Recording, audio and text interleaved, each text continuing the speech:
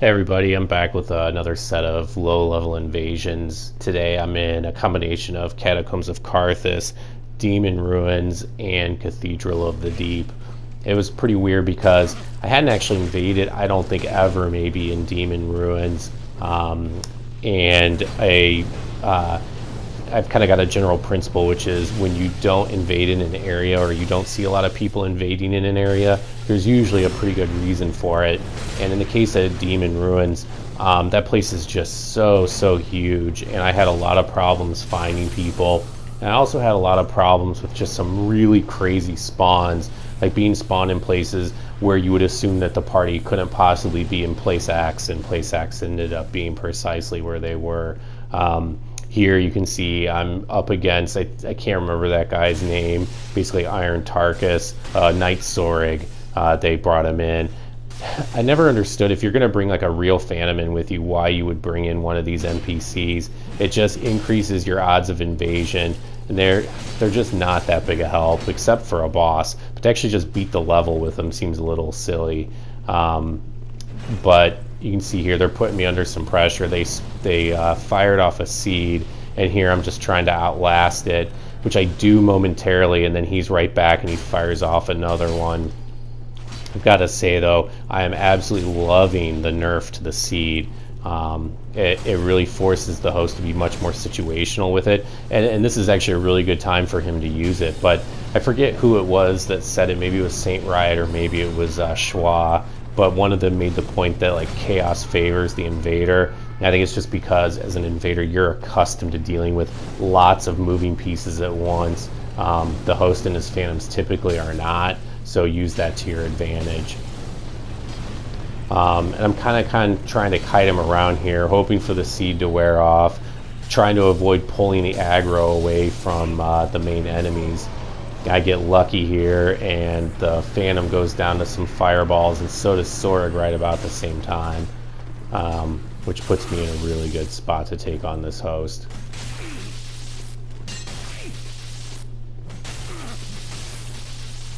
And basically, I just get him stuck in roll catch hell here.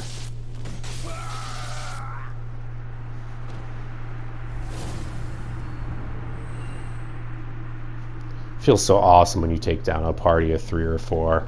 It's so good.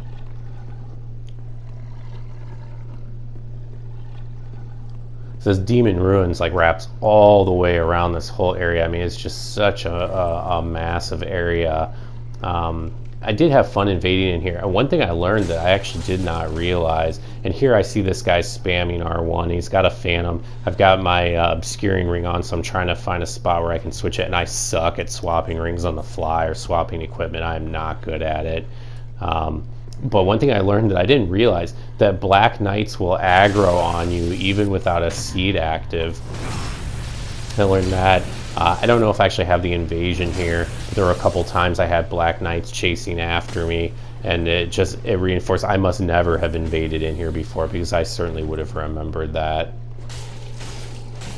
And here the host makes the same mistake twice in a row. I mean, in fairness, I suppose you might not make the connection between 3 R1s and getting parried the first time it happens, or even maybe the second.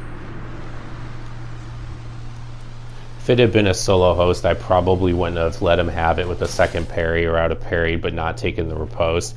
But with another Phantom there, NPC or otherwise, I'm going to try to end the fight, because I've too many times made the mistake of going easy on a host and then had a blue show up and got ganked or something like that and lost an invasion.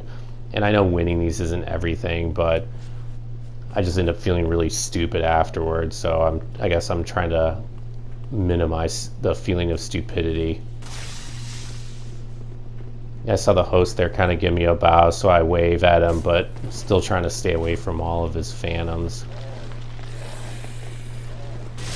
I mean, this invasion is just a classic case of overconfidence due to numbers here. So I'm continuing to run in the level, seeing who's going to come chase me.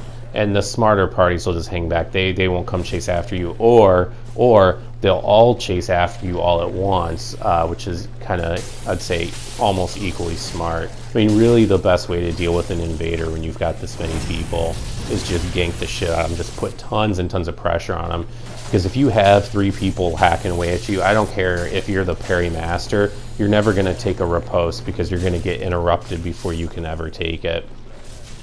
Although, I do seem to have noticed, and I don't parry as often, so I don't see it that much anymore, but I used to see it a lot when I first started playing, that there seems to be some sort of weird iframes after you parry somebody, but before you take the riposte, because I swear I've had people hit me and not knock me out of that animation. And I don't know if something changed in the game, because I haven't seen it in a long time, but I swear there used to be a time where you could parry somebody, but before you pressed R1 to take the riposte, you would not actually get interrupted. And maybe it was totally my imagination, but I saw in a number of circumstances. And that host there, just way too aggressive, didn't stop to Estus, even though he was at low health, and that was just inexperience and overconfidence in numbers. This particular party here, it took me forever to find them. I got spawned way the hell on the other side of the map. I probably spent a good 5 minutes trying to find them. And you know, normally Cathedral would be the first place you'd look, but the evidence was suggestive that they weren't here. The shortcut wasn't opened up, although there were tons of enemies that had died, so I guess it's possible that they ran back when, but they wouldn't have known they were getting invaded because there was already a phantom in the world, so most of the key indicators would not have been available to them. And this is a classic case of what I call honor before death, which means they'll show honor as long as it means they're not going to die. As soon as it becomes apparent that the Phantom's going to lose, then the host is going to get in on the action and try to gank me, which totally cool with that. You know, gank away, you're entitled to it when you've got a Phantom in your world. It's like, just don't pretend you're going to do X and then go do Y.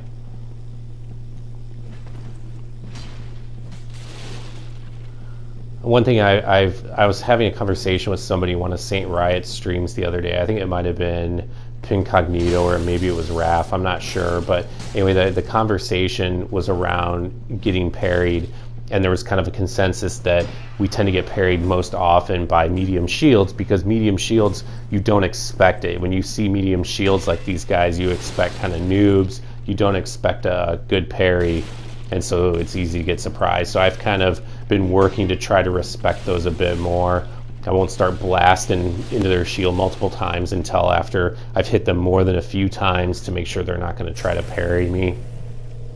And it's already paid off. There was a time coming up here, and not in this particular clip, but I think in one later, where I probably would have gotten parried, or at least there was a high likelihood of it, had I played the way I used to. You know, in duels and whatnot, I tend to be pretty reactive, probably more on the reactive side than most players, trying to get away from that. But in invasions, I probably tend to be the opposite. I probably tend to be too aggressive, and I probably need to kind of lay off a little bit. I used to have a real problem with greed too, in the sense of if I had a Phantom or a host that was really low in health and they were surrounded by other players, I would still rush after them in an attempt to finish them off. And one thing I really learned from watching guys like Schwa and Nif and Saint Riot is the discipline of letting those guys go and realizing you're not going to be able to finish them off, and that way you don't die.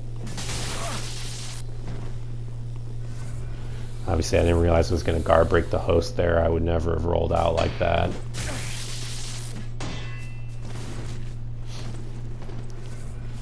So, I mean, I had tons. This kind of series of invasions was weird. I had a lot of really odd spawns, just being spawned in places I wouldn't have expected. I had a ton of disconnects, as you might expect, and I think that's pretty typical, especially at these low levels. It's not the gankers disconnecting. Actually, there I noticed that the Phantom, it was kind of letting me just fight the host. So maybe he did want a one-on-one and was kind of let me go after the host, which I thought was pretty cool of him.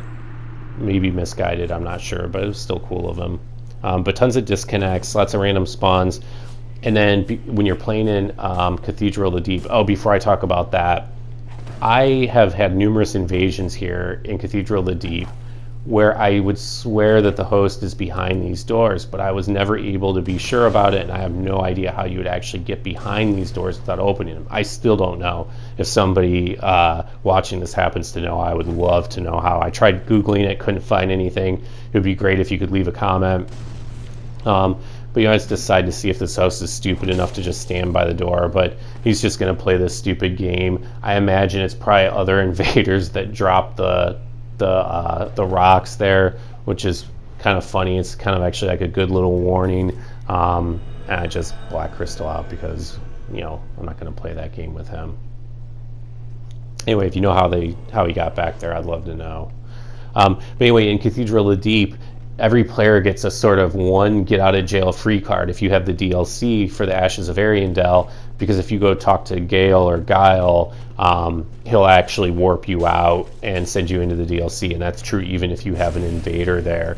I don't know if that happens for what I always call Dragon Eerie, I can't think of the name of the levels right now, but the ones with the dragons, where you do the sitting pose and you get warped away. I don't know if that'll pull you away from an invader or not, but the Ashes of Ariandel thing will. And I had that happen to me a couple times in this playthrough where people use that to escape from me.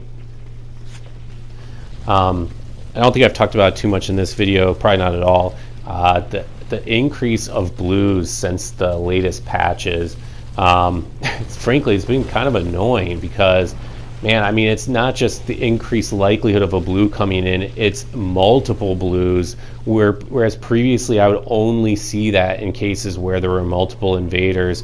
Now, I'll have a host and a phantom and then a blue and then a second blue, and it gets out of hand. Like come on, man. Like, I'm usually one of the first to argue about the invasion balance in this game actually not being as bad as some invaders say it is. I think it is a needed correction. But sometimes, man, when I see, two blues along with a host and a phantom, it's like, come on, man. Come on. And I don't know if From's doing that to try to extend the life of the game by giving more people an incentive to wear Way of Blue and more people an incentive to wear like the Dark Moon Covenant. I mean, fortunately, most Dark Moon players aren't very good. This guy actually seemed like he was okay. I didn't get a chance to fight against him too much, simply because of all the things that were going on.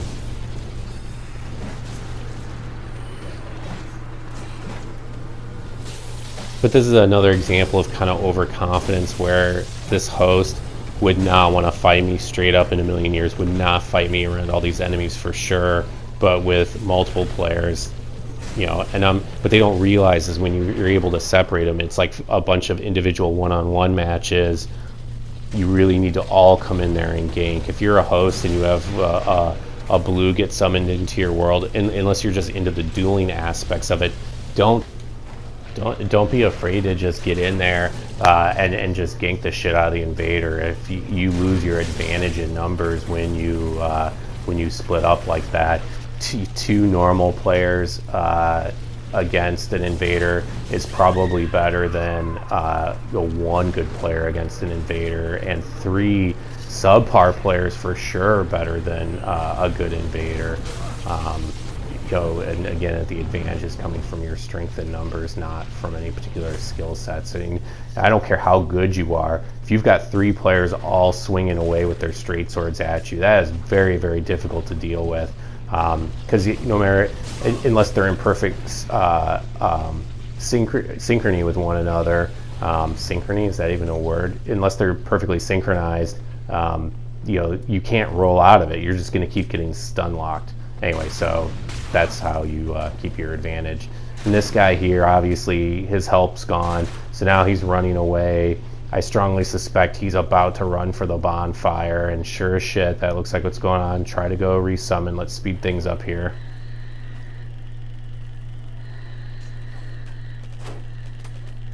So this is frustrating, man. Anytime you've got somebody that's just going to roll around and try to avoid you and wait for their buddy to come back, and of course rolls are cheap and blocking's not all that difficult, so why the fuck not? This is one element that bugs me, but it's nothing specifically about balancing. I mean, it's just a part of the game that's frustrating.